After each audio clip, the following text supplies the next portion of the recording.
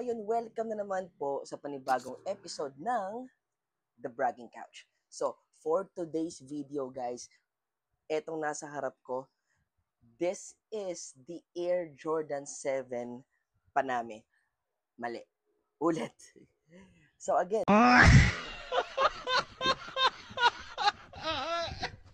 this is the Air Jordan 7 Retro Paris Saint-Germain PSG sneakers.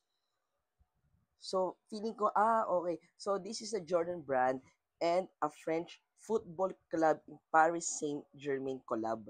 Ayun. So, kaya pala. So, makikita nyo dito, guys.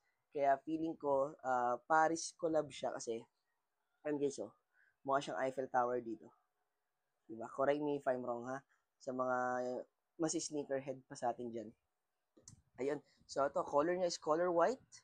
And dito sa tang niya is color blue with name of Jordan. Ayan, guys. Tapos dito, meron siya dito, ito. Ito yung tinatawag natin. Yung Jumpman logo niya, gold yan. Napakaganda.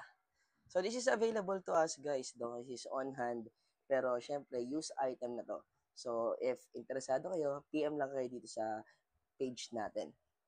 Ayan. So, this is size 10. Okay?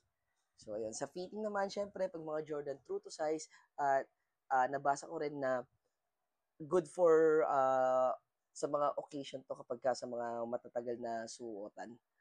Diba? So, abay, dapat lang, ha? So, very comfortable siya sa mga Jordan. Kasi ito, meron siya rito, parang ito net. Net to, hanggang dito meron siyang net. Ayan.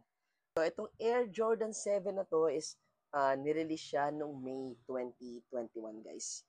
So, ayun. So, ano siya? 4 years old na, di ba? Pero tingnan niyo naman yung quality niyan, guys.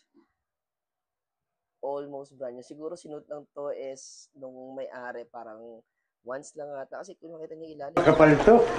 pakalinis. Same thing sa kabila. Siguro magiging pinaka main issue lang nito para sa akin is may konting crease siya dito. So, normal naman yun, syempre, na nagkakaroon ng crease yung mga sapatos natin. Especially, syempre, use item din to. Di ba? So, ayun. Again, this is the Air Jordan 7 Saint Germain. Hindi ko ikakatsyad. Mali ako. Ulit. This is the, ano nga ba yun? Ayun. This is the What?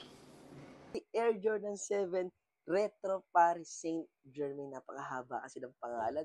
Pero feeling ko, isa sa mga palayo nito, PSG. Parang Air Jordan 7 Retro PSG. Again, guys, this is the Air Jordan 7 Retro PSG. So, ayun, guys. So, again, this is the Air Jordan 7 Retro in PSG colorway. So, again, that is Paris Saint-Germain. Diba? Napakahaba ng pangalan niya. So, ayun, guys. Welcome na naman sa ating bragging couch. So, for more videos, don't forget to like, follow, and subscribe.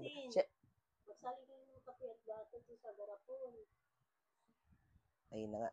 So, paano? Peace.